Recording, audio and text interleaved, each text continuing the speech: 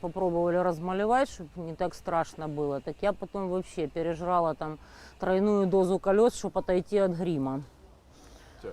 Там лучше я буду страшной. Расскажите, вот на ваш взгляд, последние там принятые законы к чему приведут? Это, ну, соответственно, особый статус юго-восточных областей, да, и люстрация прежде всего. Ну, насчет люстрации, это понятно, что это обыкновенная езда по ушам наивному доверчивому электорату, поскольку с самого начала было очевидно, что никаких формальных критериев надлежащей люстрации прописать невозможно в принципе. Кроме того, в нашей стране, как и в прочих крайне коррумпированных странах, только безумец может заподозрить, например, что Министерством молодежи и спорта действительно рулит какой-то там Булатов, а не люди, которые за ним стоят. Точно так же было и при Януковиче. То есть настоящие рулящие и смотрящие всегда оставались в тени. Они продолжают контролировать все схемы и сейчас, и никакой иллюстрации не подлежат. Далее вопрос, кто будет люстрировать самих люстрирующих? И кто им помешает выгнать по каким-то собственным личным неприязненным мотивам наиболее одиозных людей, взять деньги с менее одиозных за успешное прохождение люстрации. Ну и кроме того, люстрации подлежат более 1 миллиона человек, как раз лет за 20 исправятся. То есть понятно, что все это оголтелая чушь, не говоря уже о жесточайшем цинизме того, что выборные должности у нас, оказывается, не люстрируются. Иначе пришлось бы всех баллотирующихся по нынешним спискам точно так же иллюстрировать, объявить врагами народа без права на защиту, как это сделали почему-то с первыми несколькими категориями тех, кто работал при Януковиче, и работали многие из них гораздо лучше и эффективнее, чем эта шайка сумасбродов и дилетантов, которая рулит страной сейчас. Что касается вот самого там Яценюка, Порошенко, они Да, тоже вроде бы как могут попасть. Послушайте, под них специальные условия ну а как же, конечно, специальные условия. Вот выборные должности, они не иллюстрируются. Простите, но Порошенко основатель партии регионов. Он вор и сын вора. Его отец сидел за хищение социалистической собственности. Яценюк прекрасно был спикером, кем он только не был. И все, ничего не случилось, то есть я уже не говорю о всем Кабмине Тимошенко и всем остальном. Порошенко был министром при влаге и злодее Януковиче. Отлично себя чувствовал, но он выборная должность, он президент, он в иллюстрации не подлежит. То есть это глобальнейшее лицемерие и расправа с политическими оппонентами таким вот способом, который почему-то поддерживает часть невменяемого электората, которым только скажи слово люстрация. Хотя настоящая люстрация, как шутят в нашей стране, это когда 15-тонная люстра в зале Верховной Рады упадет на голову всей этой шайки негодяев. Что касается особого статуса, что касается... он вызвал такие очень неоднозначные реакции. Вроде есть и довольные, и масса недовольных. Понимаете, дело в чем? Любой, кто настаивает на продолжении войны, готов быть немедленно взять котомку на плечи, свернуть шинельку и отправиться в зону боевых действий. Любой другой, кто к этому не готов, является мразью, негодяем, популистом и пиарщиком. Потому что в итоге Донецк и Луганск получил именно то, чего требовал с самого начала, получил гораздо больше самостоятельности и независимости, чем имеют другие регионы. То, чего требовалось с самого начала, до того, как была затеяна эта война, которую я всегда называла договорняком. А смысл этой войны был побелить бюджеты НАТО. 68 миллиардов было потрачено на войну. Значит, наделать около 15 тысяч трупов, вопреки там официальным данным про якобы 800 убитых, над которыми не смеются, разве что совсем уже больные на голову и оболваненные пропагандой. Невероятное количество раненых, брошенных страной людей, которым пишут про самострелы, отказываются хоронить за счет города и так далее. Уничтожить всех этих пассионариев, которые почему-то решили, что в Советском Союзе, наверное, зря люди в учебках по полгода по году пахали, учились окопы рыть, подтягиваться, бегать, там, изучали там основы тактики, стратегии. Эти люди почему-то решили, что одного патриотизма и бронежилета, купленного волонтерами, им вполне хватит для такого занятия высокотехнологического, дорогостоящего, командного, как современная война. То есть всех этих людей уничтожили в котлах, в которые их специально загнали, потому что профессиональные военные, которые прекрасно понимали, что их загоняют в котлы на уничтожение и перемолку на фарш, как раз-таки повыводили своих солдат, так их теперь судят, их сажают, их выпускают только под совершенно безумные залоги. То есть то, что это договорняк, было понятно. Как можно требовать от Европы и Америки каких-то санкций в адрес России, если мы никаких санкций не объявили, военного положения у нас нету, а фабрика Петра Порошенко в Липецке продолжает успешно выпускать конфетки и ими торговать. То есть понятно, что это был договорняк, который наконец-то поступил в завершающую фазу. Ну, то есть как и всё-таки мир-то следовало. будет, как считаете? Я думаю, что мира как не было, так и нет, потому что есть огромное количество феодальных армейских группировок, которые продолжают заниматься тем же, чем, собственно говоря, и занимались с самого начала войны, а именно отжатием собственности тех, у кого группировка феодальная военная слабее. Собственно, они плевать хотели на любые минские договоренности, они занимаются тем же самым, чем занимались в 90-е, только теперь с большим количеством оружия.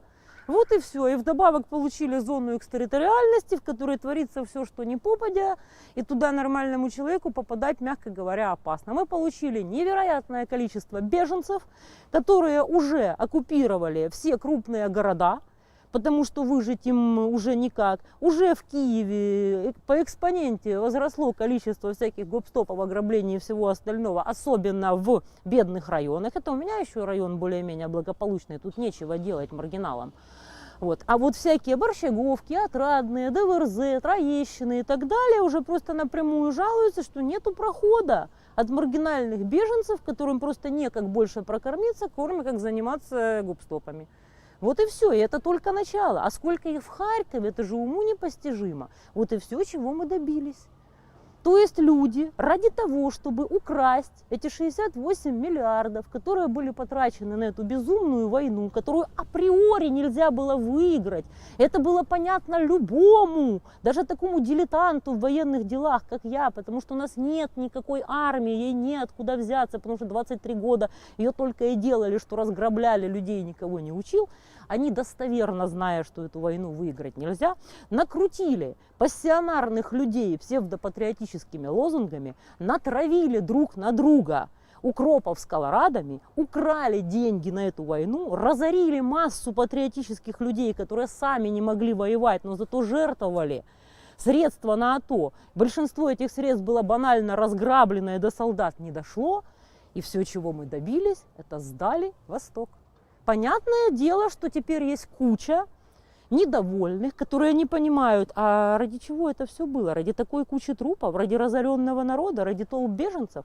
Но те политиканы, которые сейчас апеллируют не к тому, что эту войну вообще не надо было затевать, потому что она была проигрышна изначально, а к тому, что какой Порошенко негодяй, сволочь и предатель, я же говорю, должны быть сами готовы взять котомочку и отправиться в зону АТО. Но они этого не делают, они будут продолжать ездить по ушам электорату и на этом, на популизме, выборы, идти к власти. Вот и все. А вот эти всякие истории с американной то ли какой-то, то там Семенченко едет, рассказывает, что встречался в Пентагоне со всеми, потом Пентагон говорит, блин, Вы мы не знаете, встречались ни с кем. я обладаю довольно-таки буйной фантазией, но я не могу себе представить, чтобы кто-то в Пентагоне встретился с каким-то жалким аферистом, которого раскрутили всякие мародеры и шакалы типа Коломойского с Филатовым и Корбаном с совершенно понятными целями. Я не могу себе представить, чтобы кто-то всерьез воспринимал всю эту шайку мародеров, дилетантов и людоедов, которые рвутся сейчас к власти. Некое противостояние Яценюк-Порошенко вот в последнее время становится заметно. Ну, не договорились Это они. выборная история тоже идет? Они не договорились. У нас, По постам? к сожалению, у нас в стране никто не умеет ни с кем договариваться, начиная от соседей по подъезду и заканчивая высшими должностными лицами. Они не смогли поделить то ли места в списке, то ли какой-то еще ресурс, то ли не договорились, кто больше, кто меньше деребанит. И поэтому в довольно странных конфигурациях разбежались по предвыборным спискам. Юлию Тимошенко в последний момент кинула довольно серьезная группа и организовала отдельный список. И ей пришлось пиариться на летчице, которая сейчас находится в России. И совершенно непонятно, каким образом ЦВК ее зарегистрирует в качестве кандидата. Это последний шанс Тимошенко, но наш народ сердобольный, глядишь, за летчицу и проголосует. Ну, у нее все-таки ячейки на местах. Нет, довольно давно ничего уже не осталось, да? перекуплены, Да. еще в 2010 году. Еще в 2010 году я точно знаю по Черкасской области, поскольку Юля была всегда безмерно жадной, никогда в жизни не работала на свои деньги. И люди прекрасно знали, что регионалы ребята хотя бы благодарные, то есть и рассчитаются как минимум какими-то должностями, какими-то откупами, какими-то местами смотрящих и так далее, то от Юли можно получить только большое человеческое спасибо. И поэтому то, что я абсолютно точно знаю, в Черкасской области все ячейки бьют, работали, естественно, на регионалов. Я думаю, что по стране было примерно точно то же самое, потому что по рейтингам она вроде как выигрывала, но по факту, извините, если она не хотела инвестировать в защиту своего результата, конечно же, она проиграла. Поэтому сейчас будет то же самое, потому что у нее вообще ничего нет. Она всегда работала на чужом институциональном ресурсе. Ее институции всегда делала или Паша Лазаренко, или кто-нибудь еще, а она просто пользовалась готовой. Я просто ее помню в незапамятные времена, когда она еще была жалкой барыгой, и видела ее в СИЗО в 95 году в Запорожье. И она была совершенно не похожа на будущего выдающегося политика. Ну, чудеса творят политтехнологи. Ну, в конечном итоге, сколько она не врала народу, в конечном итоге она потеряла товарный вид, доверие электората. И ей теперь только поют песню группы «Ленинград» «Ехай известно куда». А вот какой-нибудь Яценюка Порошенко возможно? А если вдруг какая-нибудь фракция возникнет в Верховной Раде в новой, да, антипрезидентская? Честно говоря, мне кажется, что всю эту публику с началом зимних холодов тупо перевешивают по фонарям. Потому что они вообще не способны ни к какому управлению страной как таковому. Им даже в голову не приходит, что в государственную инфраструктуру надо что-то инвестировать, а не только воровать. Им не приходит в голову даже такая элементарная мысль, которую прекрасно понимали регионалы. Лохторат, который ты стрижешь, надо как минимум держать на грани физического выживания, потому что перемрут и стричь будет некого. А эти вообще ничего не делают для того, чтобы народ хотя бы пережил зиму физически. Ну да, с экономикой-то точно. Они развалили все, что только могли. Доллар они уронили, заработав по несколько миллиардов, Кубев с Яценюком, кто там еще непонятно. Гонтарева, насколько говорят знающие люди, еще менее профессионально, еще и вдобавок истеричка. Ну, в принципе, у нас весь Кабмин такой, и Булатов это только вишенка на тортике. Вот и все. То есть в итоге Майдан допрыгался по наводки Левочкина, который всего лишь хотел решить свои частно-политические вопросы, но вместо того, чтобы наши олигархи решали вопросы, как положено в дворцовых переворотах, просто пристрелив там Януковича, там, организовав там вертолетную аварию, там, отравив его, еще там что-нибудь, ну мало ли что с человеком может случиться, упал с пенька, шею свернул. Вместо того, чтобы решать свои вопросы обыкновенными убийствами, как это делалось всегда, они зачем-то развалили страну. Я им с первого дня говорила, что вы допрыгаетесь по наводке Левочкина до развала страны, до потери Крыма, до интервенции, до полного краха экономики и приведете к власти вместо банальных клептоманов, хотя бы с бытовыми навыками государственного менеджмента, людоедов-мародеров, которые вообще не имеют понятия о государственном управлении. Собственно говоря, все так и получилось. Все. Вместо того, чтобы решать обычными убийствами. Нет, так это правда. Какие проблемы? Вам не нравится Янык? Ну, упал с пенька, сломал голову. Зачем страну ломать только ради того, чтобы убрать Яныка? Ну, что за детский сад?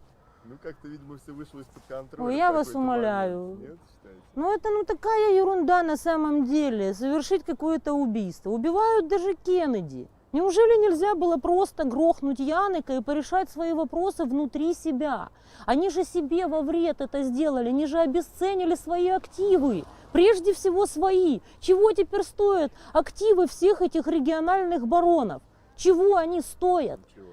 У Ахметова вот-вот отожмут Киевэнерго, Днепроблэнерго и все остальные активы. Они разломали страну. Они полностью страну обесценили как таковую. Вот есть у этих людей хотя бы зачатки мозга?